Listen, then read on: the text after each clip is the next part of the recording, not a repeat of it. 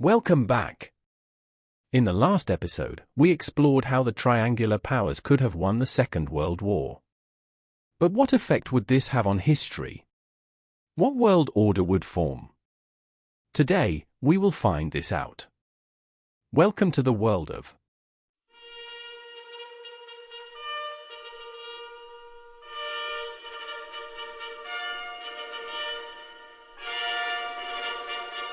Following the end of the war, the northern members of the Triangle Alliance would leave and form the BTO, as explained in the previous episode. This would create a huge problem for Spain, as they now have no access to their occupation zone in Russia.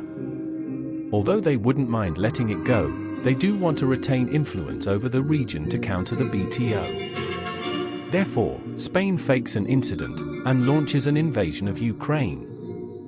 Marines would make a landing on the south coast whilst the army moved in from Russia.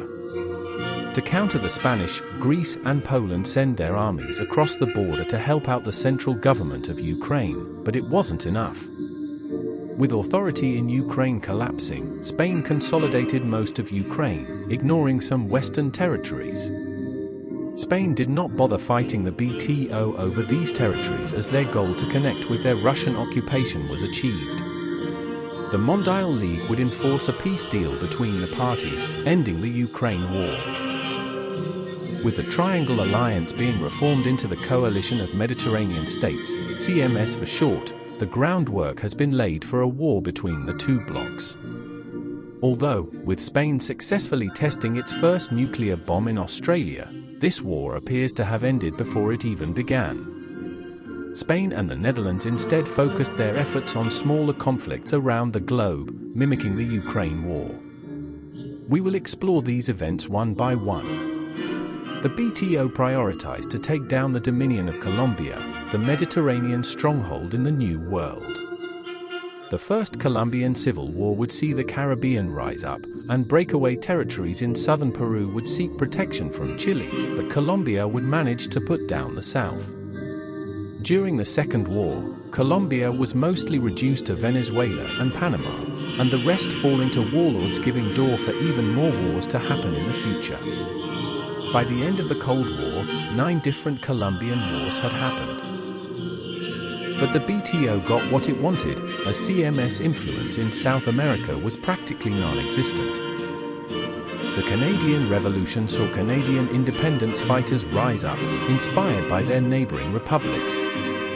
After 5 years of fighting, France eventually managed to put down the revolutionaries, with the region becoming the last foothold of the CMS in the New World. Thousands would try to escape out of Canada. As a response, the regime built a wall around the Canadian border, preventing anyone from leaving. The American king would infamously declare that democracy is not perfect, but we have never had to put a wall up to keep our people in. But the chaos didn't stop there. China had by this point consolidated the title hegemon of Asia. They were ideologically a democratic but also very capitalistic society. In 1953, 13 years after the end of World War II, the Gulf Crisis occurred. Persian oil ships were blown up by the Pasindhian Air Force after being mistaken for hostile targets. The CMS, ideologically aligned to Pasindhia in their shared belief of absolute monarchy, wished for their ally to control the global oil supply, leading to the CMS pressuring Pasindhia to escalate the crisis and declare war on Persia. Kuwait would join their Persian brethren to defeat Pasindhia. The CMS would send their full support to Pasindhia, justified under the fact that Pasindhia was in a personal union with Niger, who was a CMS member. Don't ask why these two are in a personal union. The BTO and Mondial League would declare support for Kuwait and Persia, as Pasindhia was at the time promoting anti-ML propaganda. At the same time, southwest Mesopotamia, Arabia, India and Afghanistan all joined the war against Pasindhia and the Perso-Kuwait coalition. This new side was supported by China, marking their ascension into the Cold War. After 24 years of war, Pasindhia was fully defeated. Kuwait and Persia, although managing to defeat southwest Mesopotamia, would remember this as the dishonorable victory. Following the escalation of the Gulf War, the BTO occupation zones of Russia would unite into the new Federal Republic of Northern Russia. This move was responded to by Spain reforming their occupation zone into the Grand Duchy of Southern Russia. The bloodiest proxy war of the entire conflict would play out in Africa. Ever since World War II, there had been a growing divide between the western and eastern halves of the African Union. Among many issues, laid the issue of alignment.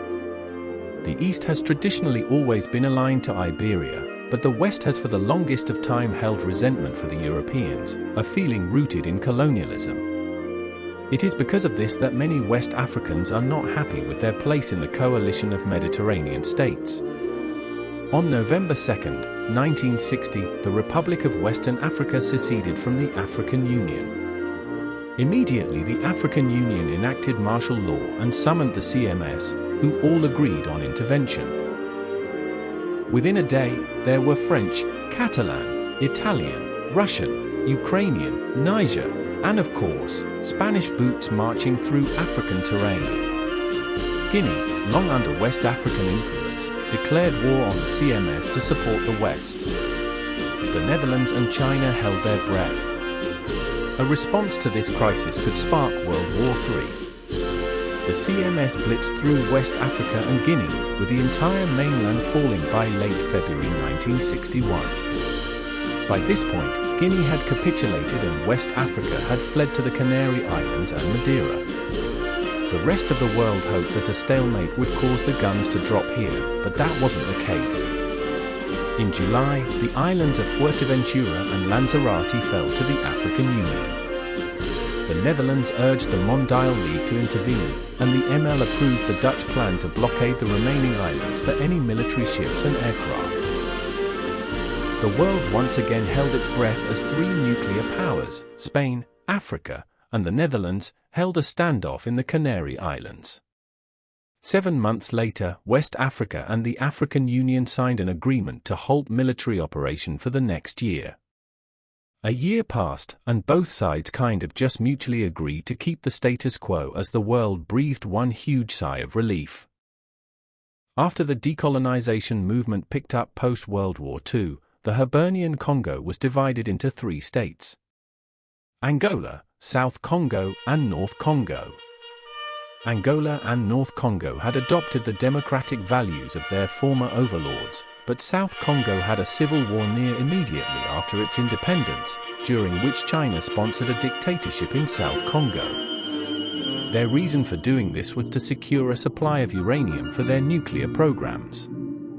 Central Africa had been the main area for uranium mining during the Amsterdam Project, and many believed that this was the ultimate uranium hotspot. To tighten their grip on the region, China approved South Congo for an invasion of the North and its pro-CMS regime. Meanwhile, the North used the Magnificent Trail, running through Gabon, to supply their war efforts in the South. As a response, China sent support to Gabon, who fell into civil war. As the war raged on, North Congo used brutal guerrilla warfare tactics, and were met with brutal Chinese responses as massacres became a regular occurrence. This pushed more and more Congolese to support the North. At the same time, militants rose up in Hibernian-speaking areas of Tanzania, bringing the war to their soil. The BTO decided to support Tanzania to defeat both their rivals at once. This backfired, as North Congo used the same tactics as in the south and to the same effect. After nearly a decade of war, China pulled out of Africa, leading to the fall of both Gabon and South Congo. Tanzania soon signed a peace treaty with North Congo, granting them victory in the Congo War. A few years later, uranium would be discovered in both French Canada and Spanish Australia, granting a vast majority of the world's uranium supply to the CMS and giving them a huge nuclear leverage. The Korean War would see China directly intervene on the Amurite side to crush Korea, which wasn't militarily opposed by anyone, but it did turn the international community against China. Later, China would lead a coalition against Kazakhstan after uranium was found in the region. The CMS would desperately attempt to keep Kazakhstan alive, but to no avail. Approaching the end of the Cold War, a civil war would break out in Norway, which would result in a BTO victory. But more importantly, whilst the Dutch were distracted in Norway, Spain launched a coup in England, giving rise to a dictator. This dictator was extremely nationalistic and believed in uniting all of the British Isles under one empire. Of course, following the Norwegian Civil War, the Netherlands did not even remotely tolerate this new English regime and launched an invasion of the country. The CMS would fight hard over England, but the region ultimately fell to the Netherlands. The end of the Cold War came soon after. It began, surprisingly, in the Italian Union. Following World War II, the long-occupied southern Italy and Libya were added as a third and fourth member to the Union, much to the offense of Tuscany, who wanted to expand into the region. On May 8, 1992, the Spanish emperor passed away without any heirs. With multiple candidates for the throne, Spain fell into a crisis and was unable to effectively govern their sphere. 2 days later, Tuscany declared independence from the Italian Union.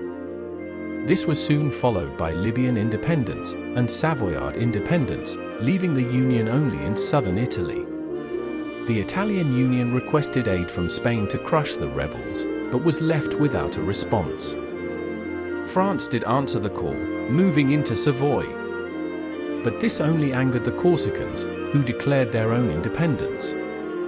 The Mediterranean coastal areas, ethnically non-French, broke away and formed their own nation. This was followed by the Basque breaking away. At the same time, Russia reunified under the North, and Ukraine transitioned into a Western nation. With France out of the picture, Canada once again became engulfed in revolution. The government in New York was stormed, and the Canadian Republic was declared. Egypt likewise had a revolution, but unlike Canada there was no new united Egypt. Instead, the region fell to different warlords, all wanting their own slice of the cake.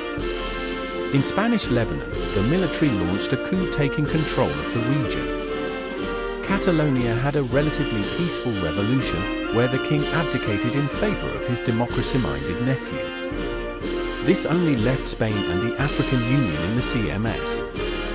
As Australia broke free, Spain disintegrated, dissolving the CMS. The African Union launched an invasion across Gibraltar, trying to reinstate the empire, but to no avail. China was in no better position. After years of corporate influence, China had become an oligarchy. After a controversial election in China, Tibet and Afghanistan would distance themselves from the Sinosphere. Meanwhile, major protests broke out in Chinese cities demanding an end to corporate rule. China would brutally put down these protesters, but in South China, the protests were a lot more successful.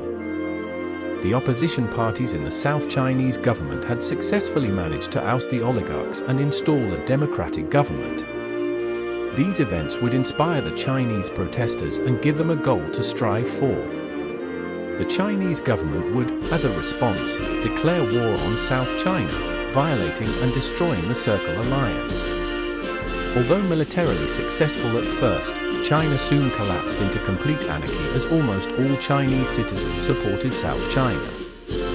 Major cities fell to revolutionaries whilst the inland areas fell under control of various army groups. At the same time, Tibet and Siberia launched an intervention to restore democracy, working closely with South China.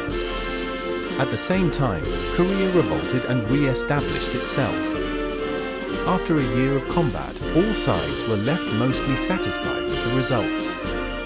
Tibet, Siberia, and South China took control of border regions whilst the Chinese core territories formed a new Chinese Republic.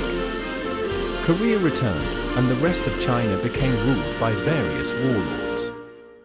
As the Cold War ended, the Baltic Treaty Organization expanded south into the former CMS members. In the east, Siberia replaced the Circle Alliance with its own initiative, the Asian Commonwealth. In North America, the various nations formed the North American Cooperation Organization, NACO, as an open borders, economic cooperation, and military assistance organization. Already many have suggested uniting the NARCO members into a single nation. As North America slowly distances itself from Europe, an united NARCO could become the new global hegemon. In Africa, the still active and aggressive African Union tries its best to undermine the New World Order. Only time can tell how the planet will deal with the new status quo. Thanks for watching. If you enjoyed this part, please subscribe so you stay tuned for future videos. If you have been paying attention to the community posts, you would know that I will be watching Gacha Brainrot live, but only if we hit 2,000 subscribers by December 1st, 2025.